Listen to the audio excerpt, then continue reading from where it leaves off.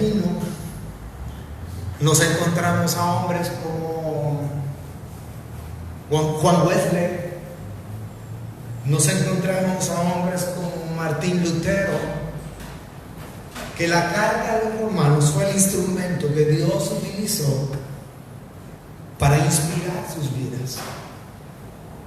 Los primeros dos que les mencionaba yo, como Tomás de Aquino y Augusto, la historia relata, hermanos, que ellos llegaron aquí a la carta a los romanos, luchando por encontrar la verdad y luchando por tener un verdadero encuentro con el Señor, y cansados de la vida desordenada, inmoral y promiscua que llevaban, llegaron a esta porción de la palabra del Señor en Romanos.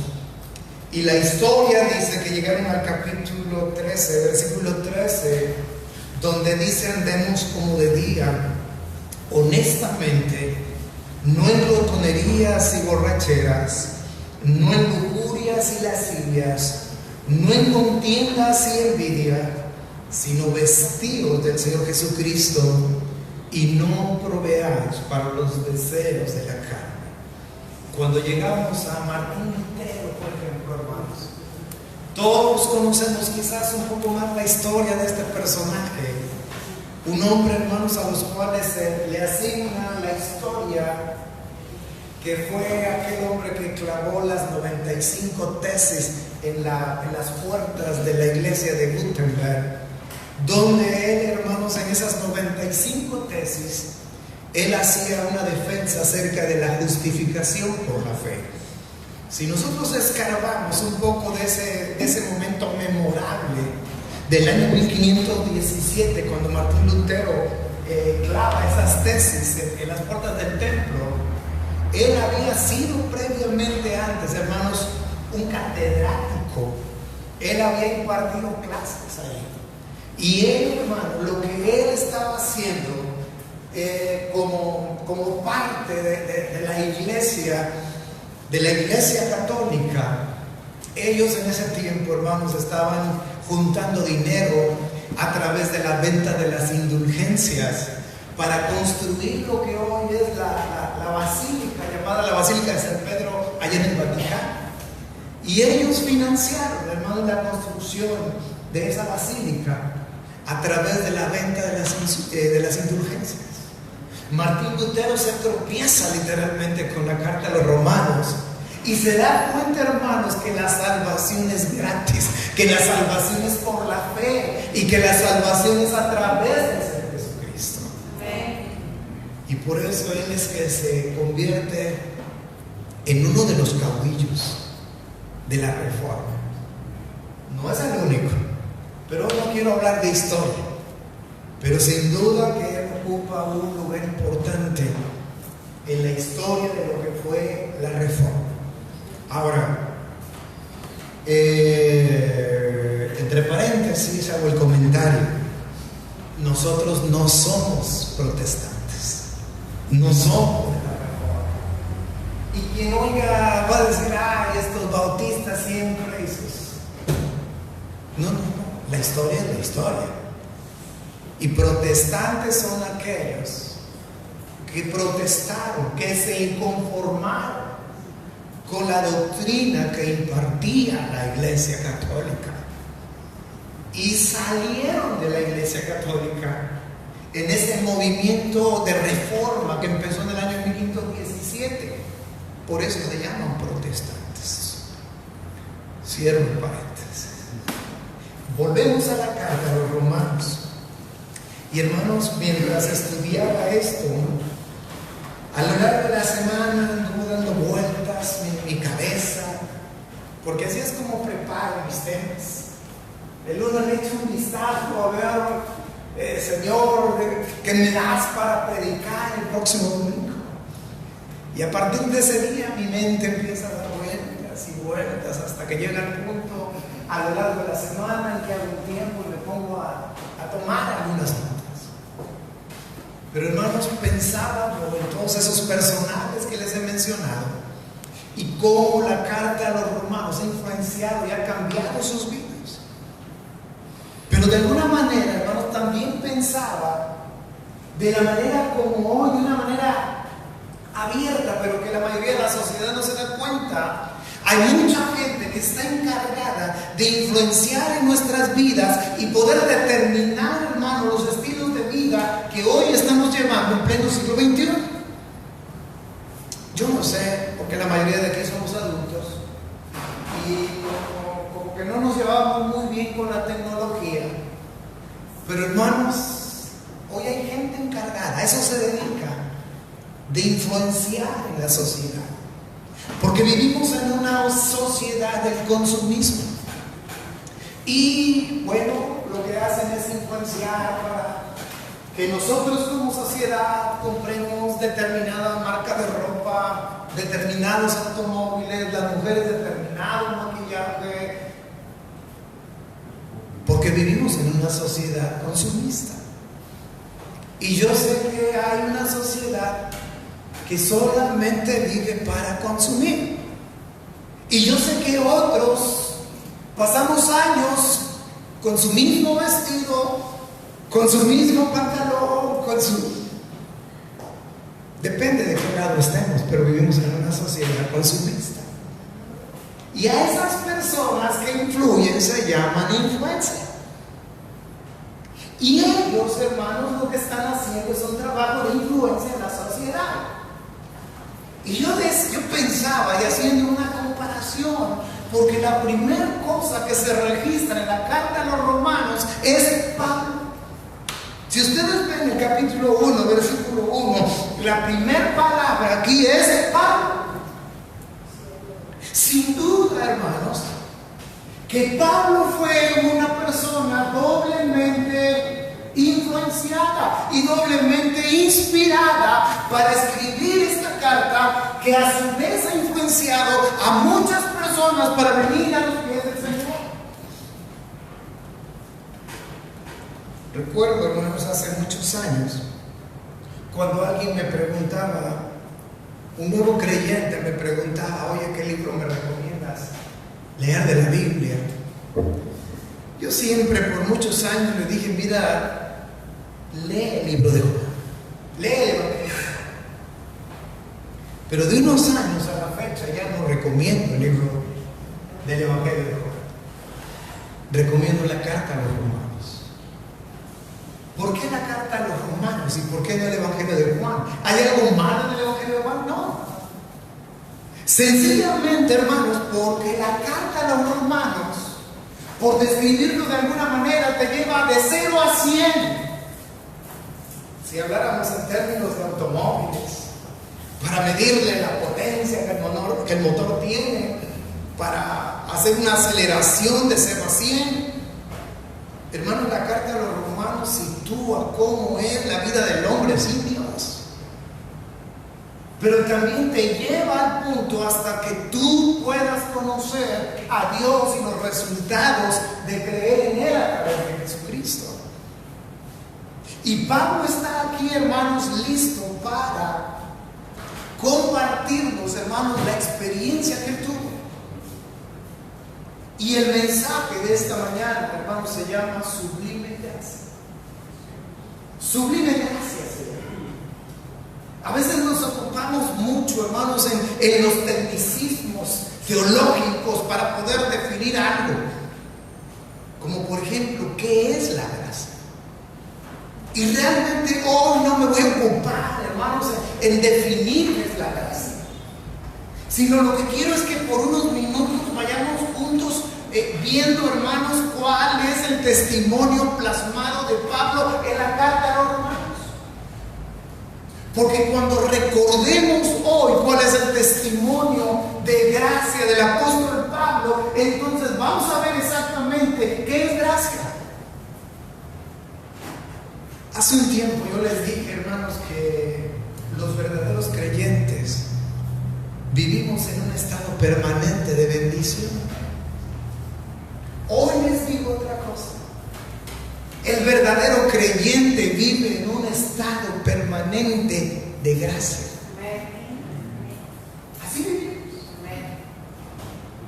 Hay cierto rito que dice: María, llena eres de gracia. Y sin duda lo fue, quiero decirles. Porque aquella doncella, aquella señorita, fue ese utensilio que Dios utilizó para que se pudiera gestar aquel ser divino, aquel ser especial que terrenalmente recibió el nombre de Jesús. Y cuando la Biblia relata las palabras de aquel ángel, está diciendo la verdad. Porque no había nada especial en María. Pero fue llena ¿de qué? De gracia.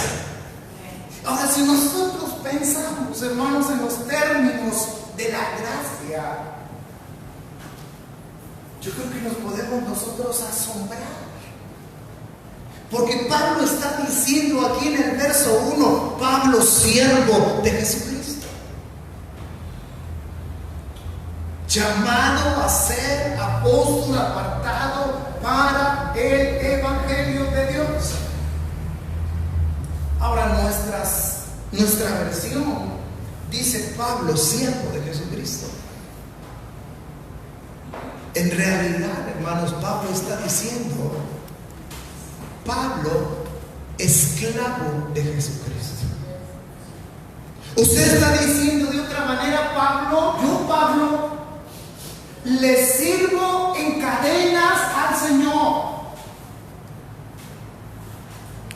Ese es su estado, digamos, actual del apóstol Pablo cuando está escribiendo esta carta.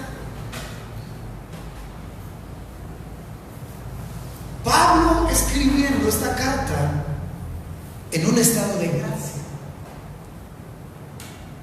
Pero creo que vale la pena, porque si a un personaje de la Biblia conocemos, me atrevo a decir que es el apóstol Pablo. Porque a cada rato mencionamos a Pablo. Y hablamos tanto de él y tan familiarmente que pareciera ser que lo hubiéramos conocido de manera personal. Y que hubiéramos convivido y que hubiéramos trabajado con él codo a codo. Es normal. Pablo fue el instrumento en las manos de Dios, hermanos, que cambió el mundo conocido desde entonces. Ahora, la vida de Pablo siempre fue así. O sea, Pablo desde que era niño, su mamá, estoy hablando en sentido figurado, Pablo desde que era chiquitillo, su mamá lo llevaba al templo y llegó ahí de brazos, estuvo en el departamento de cuna el apóstol Pablo y creció y pasó a los párvulos y el hermano Josué lo llamó para que dirigiera y lo preparó. ¿Así fue? No. ¿Quién era Pablo? Dice Hechos capítulo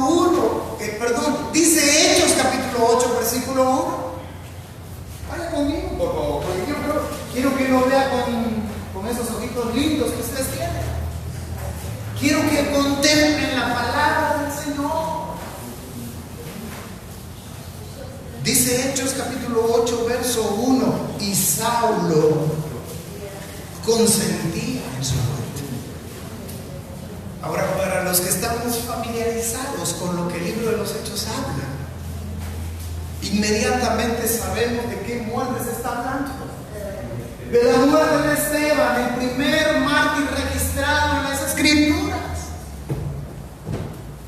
Acuérdense ustedes, hermanos, que Pablo era un hombre que los oficiales de la iglesia de aquel entonces les habían dado poderes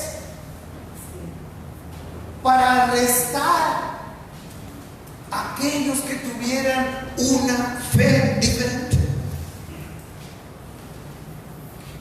Y Esteban, en el capítulo 7 de la Biblia, nos habla acerca de su muerte. Y Saulo estuvo presente.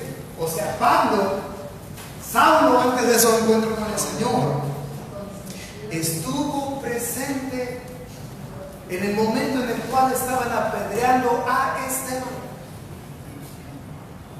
Y estaba, si hubiera sido en el siglo XXI, Pablo estaba haciendo así. O sea, dedito arriba, estaba consintiendo en su muerte. En aquel día, fíjense lo que además dice aquí, que en aquel día hubo una gran persecución contra la iglesia que estaba en Jerusalén. La consecuencia, todos fueron esparcidos por las tierras de Judea y de Samaria, salvo los apóstoles y hombres piadosos. Llevaron a enterrar a Esteban e hicieron gran llanto sobre él. Y Saulo, ¿qué hacía Saulo? Para el que todavía no le ha quedado claro, Saulo es el que posteriormente se llamó Pablo. Y Saulo asolaba la iglesia, y vean lo que hacía, y entrando casa por casa arrastraba a hombres y a mujeres y los entregaba en la cárcel. ¿Qué era Pablo entonces? Era un perseguidor de la iglesia. Ya me imagino, hermanos, el terror que había en medio de la iglesia al saber que Saulo estaba encabezando aquella terrible persecución a la iglesia. Cuando leemos la historia, hoy que hablé un poco de historia, cuando leemos la historia, encontramos en la historia aquel mal llamado periodo de la Santa Inquisición, que de santo no tiene nada. Y si alguien nos pregunta, ay, ¿y la iglesia cuándo fue perseguida? Pues déjame ver la Santa Inquisición. No. Ese es un periodo. Pero inquisiciones ha habido a lo largo de la historia, con ese afán, con ese interés, con esa ocupación de desbaratar la verdadera iglesia de nuestro Señor. Y Saulo fue un instrumento. Ahora fíjense, hermanos, porque al revisar la biografía de Pablo, yo quisiera, y esa ha sido mi oración al pensar en este tiempo de compartirles esta exposición de la palabra del Señor, que mentalmente nosotros vayamos recordando también cuál es nuestra propia biografía. Porque estamos aquí. Y si estuviéramos por escribir una carta, fíjense lo que les estoy diciendo. A lo mejor diríamos como Pablo, había un siervo de Jesucristo. Bueno, sí, este es tu estado actual de gracia, pero ¿qué fuiste antes? Porque a veces, hermanos, y ese es producto de nuestra humana debilidad, que llegamos al punto de la desesperación, que cuestionamos a Dios por ciertas circunstancias en nuestra vida. Y decimos, Señor, ¿por qué? Señor, ¿por qué a mí? Pero cuando vemos la biografía del apóstol Pablo, hermano, vemos cómo el Señor utilizó cada circunstancia en su vida. Si nosotros vamos a Hechos capítulo 22, encontramos, hermanos, que el apóstol Pablo dice lo siguiente. Él dice aquí, yo de cierto, ¿qué cosa? Estoy en el capítulo 22, verso 3. Dice Pablo, yo de cierto soy judío, nacido en Tarso de Cilicia, pero criado en esta ciudad, y ven ustedes, instruidos a los pies de Gamaliel, estrictamente conforme a la ley de nuestros padres, celoso de Dios, como hoy lo sois todos vosotros, persiguiendo este camino hasta la muerte, prendiendo y entregando en cárceles a hombres y mujeres, como el sumo sacerdote también es testigo, etcétera, sí, sigue hablando de lo que Él hace. Pero los traje aquí por una sola razón. Porque Dios preparó toda la circunstancia en la vida del apóstol Pablo, en la vida de Saulo, para hacer de Saulo lo que él quería hacer de él, hasta llegar a hacer de él su esclavo. Dicho en nuestras palabras, hacer de Saulo el gran apóstol Pablo, del cual todos nosotros hablamos. Ahora fíjense, él era judío. Fue instruido, hermanos, teniendo como maestro a Gamaliel. El miércoles que estuvimos aquí en el culto recordábamos cómo Gamaliel interviene en el capítulo 5 del libro de los Hechos. Desde el capítulo 4 los apóstoles estaban predicando, los meten en la cárcel, los amedrentan, y en el capítulo 5 Gamaliel les dice: a ver, señores, fíjense bien lo que van a hacer, porque vivió Teudas. Llegó a tener una iglesia como de 400 miembros. ¡Wow! Digo yo que tenía una iglesia de 400. Pero murió Teudas y dice que aquella iglesia se desvaneció. Luego dice que apareció alguien más en escena llamado Judas el Galileo, y también llamó en voz, decía, mucha gente, pero murió Judas y también aquella iglesia se desapareció. Y le dice: tengan mucho cuidado con lo que van a hacer, porque si esta obra es de Dios, permanecerá, pero si es de los hombres, se desvanecerá. Ese era Gamaliel. Y bajo ese maestro, bajo ese profesor, fue instruido Pablo. Ahora, cuando nosotros vamos, no lo vamos a hacer esta mañana, pero el libro de los Hechos, que es un libro transicional, nos habla, hermanos, de dos grandes sermones que predica el apóstol Pablo. En el capítulo 13 da un sermonzazo dirigido, ¿a quién creen? A los judíos. Y puede hacer, hermanos, un relato exacto, porque es judío y porque conoce la historia de los judíos y porque conoce la ley. Sin embargo, su llamado al ministerio no es a los judíos. El llamado que recibe del Señor es a los gentiles. En Filipenses capítulo 3. En Filipenses capítulo 3 dice: por lo demás, hermanos, gozaos en el Señor. Verso 1: a mí no me es molesto el escribir las mismas cosas, y para vosotros es seguro. Guardaos de los perros, guardaos de los malos obreros, guardaos de los mutiladores del cuerpo, porque nosotros somos la circuncisión, los que en espíritu servimos a Dios, y nos gloriamos en Cristo Jesús, no teniendo confianza en la carne, aunque yo tengo también de que confiar en la carne. Si alguno piensa que he de confiar en la carne, yo más, circuncidado al 8º día, del linaje de Israel, de la tribu de Benjamín, hebreo de hebreos, en cuanto a la ley, fariseo, en cuanto a celo, perseguidor de la iglesia, en cuanto a la justicia que es la ley, irreverencia. Pero ¿saben una cosa? No solamente era judío, sino que tenían la ciudadanía romana.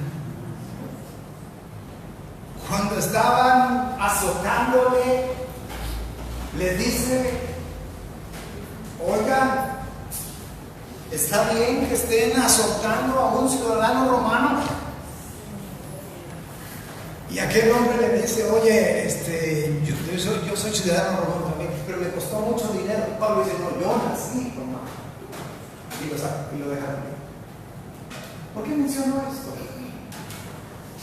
Porque en Hechos capítulo 17, no es necesario que lo busque, porque lo vamos a ver allá.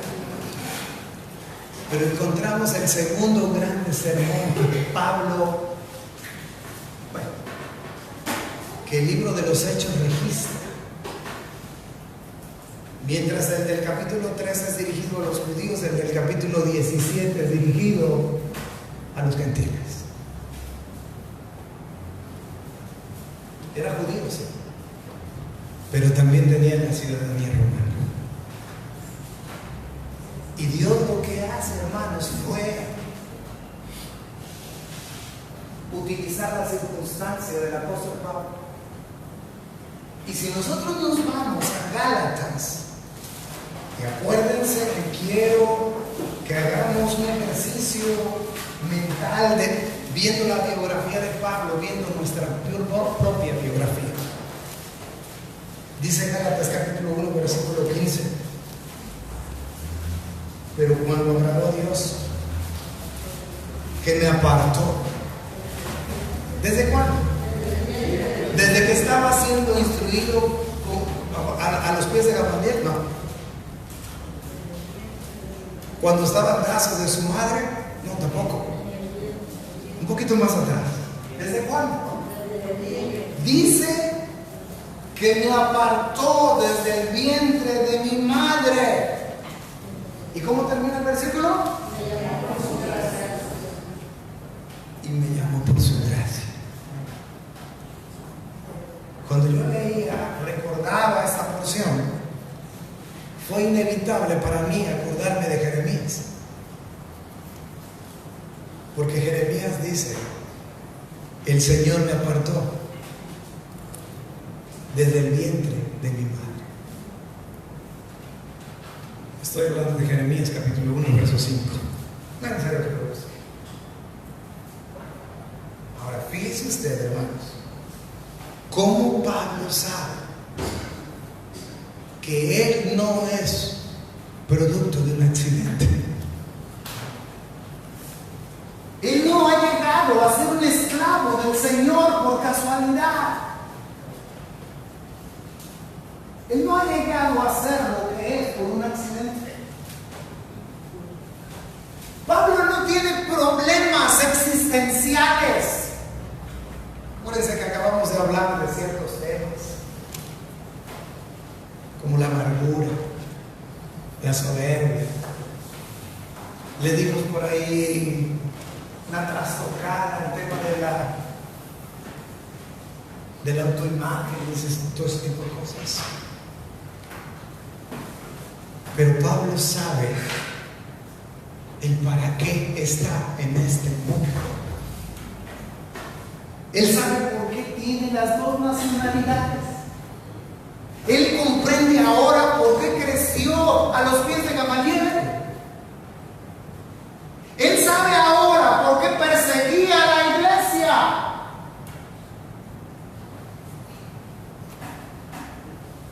Ahora, si tuviéramos nosotros que hablar de credenciales del apóstol Pablo, tendría mucho de lo cual presumir el apóstol Pablo.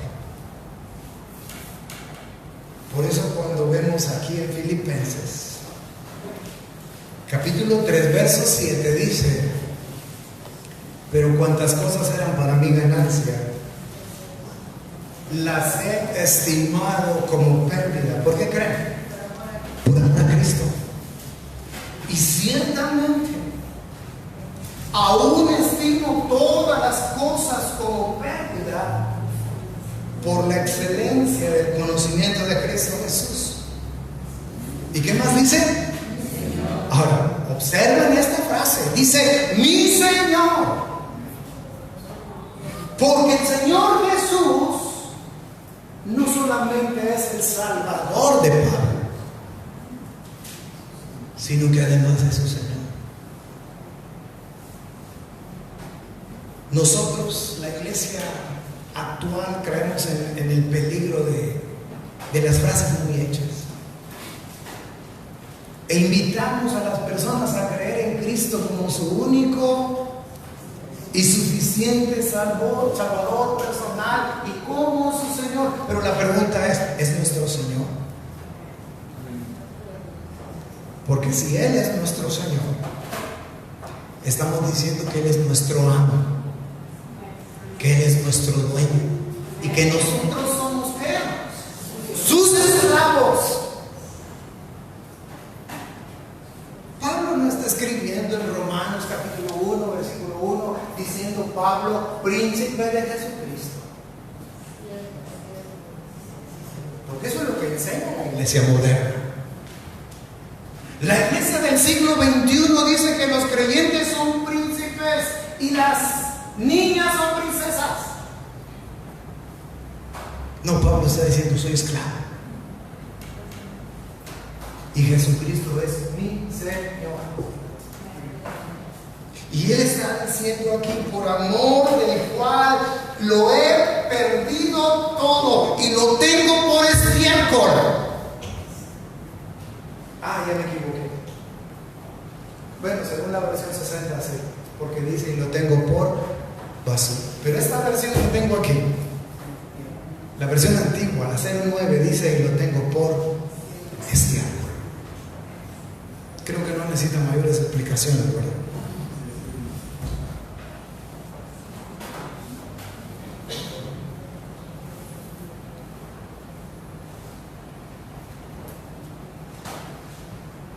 El apóstol Pablo, hermanos, es conocido por hacer una gran obra misionera. Muy pocas veces se le menciona al apóstol Pablo como el gran fundador de iglesias, porque son cosas distintas. Hay mucha gente hasta nuestros días que hace mucha obra misionera, mucha obra evangelística, pero pocos son los que plantan nuevas iglesias. ¿Saben que la necesidad más grande en nuestros días es plantar iglesias?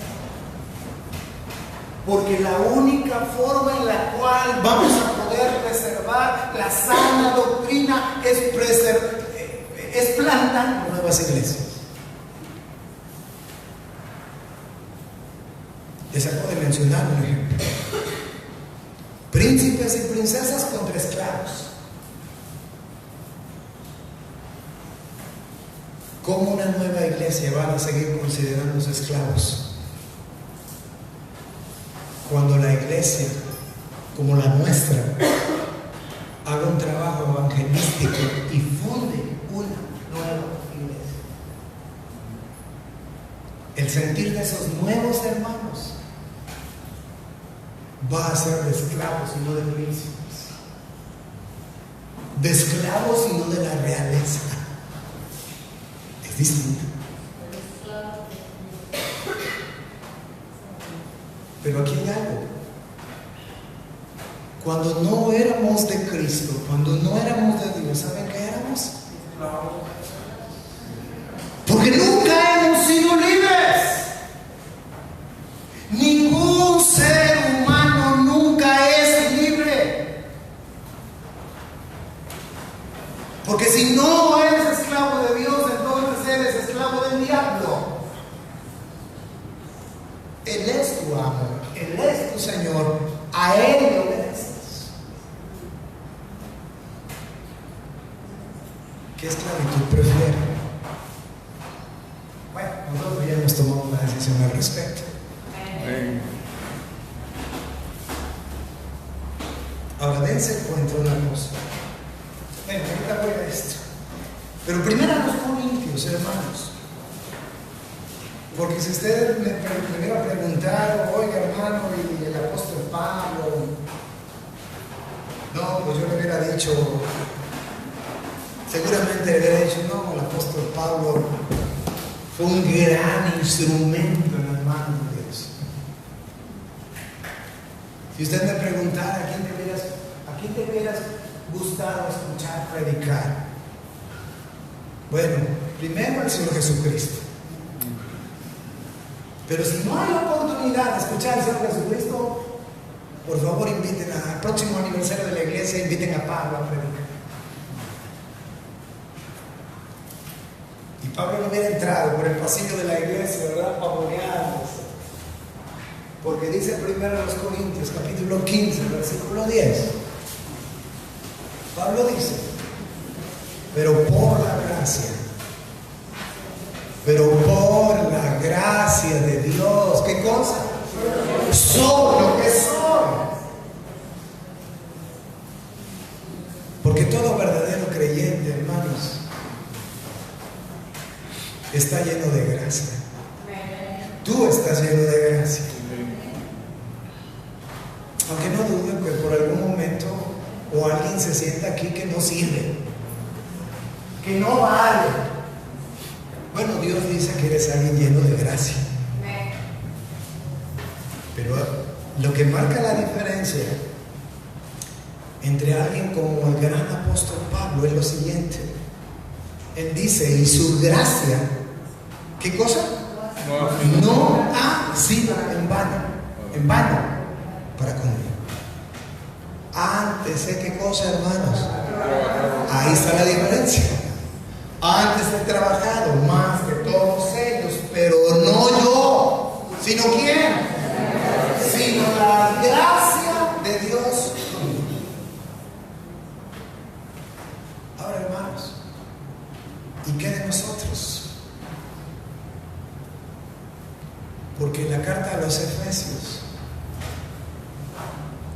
nos habla también de la gracia de Dios. Y la acaban ustedes de estudiar en la escuela dominical. Pero Efesios capítulo 2, versículo 8 y versículo 9, usted lo conoce. Y lo usamos nosotros para la gente que no cree en el Señor. Y no es que esté mal, pero lo que Efesios dice, inspirado por el Espíritu Santo, con la pluma del apóstol Pablo, no es para el inconverso, es para el creyente. Porque Dios lo que hace es y quiere, hermanos, es que tengamos siempre presentes de que somos lo que somos por la gracia de Dios. Eres un hijo de Dios. ¿Por qué eres un hijo de Dios? Por la gracia. Si hoy tú le sirves al Señor, no es porque seas mucha pieza. No hay nada de que envanecerse. ¿Por qué puede servirle al Señor quien le sirve? Por la gracia de Dios. ¿Qué dice Efesios 2:8? Porque por gracia, ¿qué cosa? Fíjense, no es algo que puedo lograr, no es algo que puedo comprar, no es algo que merezco. Es por gracia. Porque por gracia sois salvos por medio de la fe. Y esto no de vosotros. Pues es ¿qué cosa? Un regalo de Dios. No por obras. No por obras. Si nos queda claro eso, hermanos, no por obras. Es por la gracia de nuestro Señor. Por la gracia. No por obras, dice el verso 9 de Efesios 2, para que nadie que se gloríe. Yo no me imagino, no vivimos en el tiempo de la esclavitud, aunque la esclavitud sigue estando vigente. Pero es una esclavitud moderna, la que hoy conocemos. Pero yo nunca me imagino a un esclavo, hermanos, decirle algo a su dueño, presumirle algo y decirle algo a su amo como que está en deuda con él. Debió haber sido algo terrible cuando estuvo en su apogeo la esclavitud, donde el amo no ha de haber sido capaz ni siquiera de ver a su amo a los ojos, sino siempre con la mirada sin protestar, obedeciendo siempre.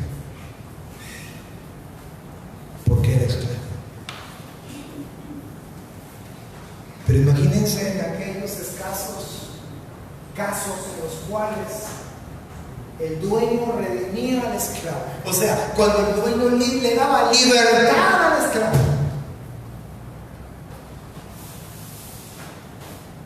¿Qué habrá relatado aquella persona que su anterior dueño le había dado la libertad gratuita? ¿Qué se imaginan ustedes que relataba aquella persona? Seguramente decía: el que era mi dueño, oprímanle ahí para que no suene. El que era mi dueño me libertó gratuitamente. Amén. Espiritualmente nosotros decimos: porque por gracia somos salvos.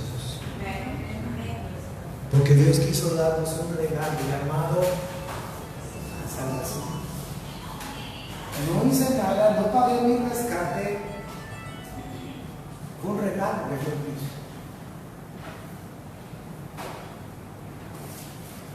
Pues somos libres. Y a lo mejor no tiene sentido, pero somos esclavos con libertad. No esclavos con libertinaje, esclavos con libertad. Son dos cosas distintas. Dice Romanos, capítulo 6, versículo número 1. ¿Qué pues diremos? Perseveraremos en el pecado para que la gracia abunde. Porque la gracia, hermanos, no solamente operó en nuestras vidas el día que el Señor nos salvó, sino que la gracia de Dios se está derramando a cada momento sobre nuestras vidas.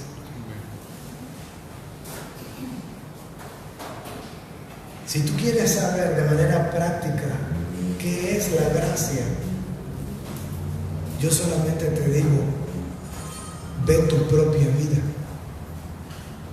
Así como podemos ver la vida del apóstol Pablo, que él fue un perseguidor de la iglesia y que ahora era un esclavo del Señor Jesucristo. Eso es gracia.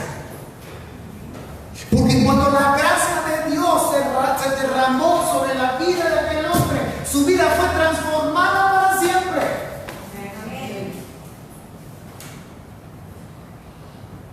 Olvidémonos por un momento de tecnicismos y posturas teológicas. Y yo te pregunto: ¿puedes ver la gracia de Dios en tu vida? ¿Dios ha cambiado tu vida? Amén. La pregunta entonces es: ¿quién es tu Señor? Y la pregunta tendría que ser de la manera bíblica para todos. ¿Perseveraremos en el pecado para que la gracia abunde? Porque una cosa, hermanos, es abuso. Una cosa es usar la gracia, pero una muy distinta es abusar de la gracia. Usamos la gracia cuando nos salvó. Usamos la gracia cuando nos equipó. Usamos la gracia cuando le servimos. Usamos la gracia todos los días. Pero el apóstol Pablo pregunta: porque hemos sido libertados del pecado. O sea, hemos sido libertados de la esclavitud del pecado. El Señor Jesús, nuestro Salvador, rompió las cadenas del pecado que nos ataba a la familia del diablo. Pero si una vez libertados, en vez de usar la libertad para agradar al Señor, vivimos en el libertinaje, Pablo pregunta: ¿perseveraremos en el pecado? O sea, ¿volveremos nosotros de manera voluntaria a permitir ser encadenados nuevamente? ¿Perseveraremos en el pecado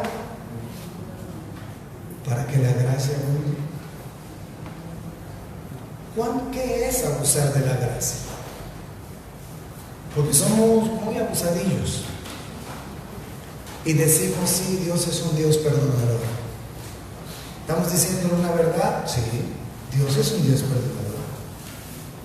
Y si hoy peco y en la noche me confieso, Dios me perdona. Sí, es cierto. Entonces mañana vuelvo a pecar y en la noche me vuelvo a arrepentir, vuelvo a confesar. ¿Dios me perdona? Muy a mi pesar, tengo que decirte que sí. ¿Y pasado mañana? Sí, también. Por eso Pablo está preguntando: ¿perseveraremos en el pecado? Es como aquellas parejas, ya sea de novios o casados, para que haya adrenalina y como que se encienda el fuego de la relación. Dependen constantemente de pelearse y reconciliarse. Se pelean y se reconcilian. Es que bonita la reconciliación. No. Vamos a hacer uso de la gracia. Si el Señor ya me libertó y me hizo un esclavo suyo por su gracia,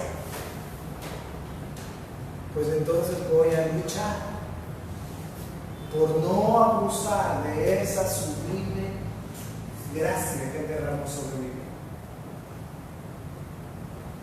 Lo único que Pablo nos permite ver aquí, hermanos, cómo de una manera práctica se ve reflejada la gracia de Dios en nuestras vidas. Quisiera que entonáramos ese himno que se llama Sublime Gracia, himno número 183. No sé si tengamos la pista, hermano Josué. Si no, vamos a cantar a capela. El mejor instrumento siempre será el corazón. La música ayuda. ¿Cómo ayuda? Claro que sí. Pero si hay un corazón dispuesto a recordar lo que Dios ha hecho en nuestras vidas, hermanos. Recuerden cómo Pablo dijo: por la gracia de Dios soy lo que soy. Eres un hijo de Dios por su gracia. Vamos a ponernos de pie, hermanos. Este himno, cantemos. Oh, gracia admirable, dulce es, que a mí pecador salvó. Perdido estaba yo, mas vine a sus pies. Fui ciego, visión me dio. La gracia me